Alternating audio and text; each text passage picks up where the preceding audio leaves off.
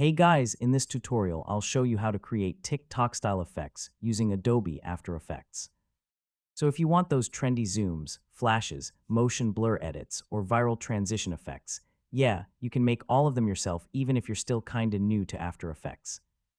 First, open After Effects and create a new project. Then import your video clips by dragging them into the project panel. You can use any vertical video since TikTok usually works in portrait format. Next, create a new composition and set the resolution to 1080 by 1920. That gives you the normal TikTok vertical size. Keep the frame rate around 30 frames per second for smooth motion. Now drag your clips into the timeline and arrange them in order.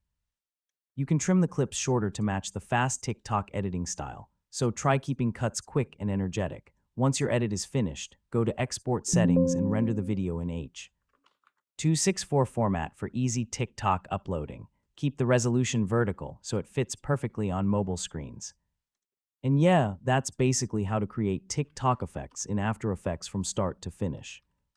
Once you practice these transitions and effects a few times, your edits will start looking way more professional.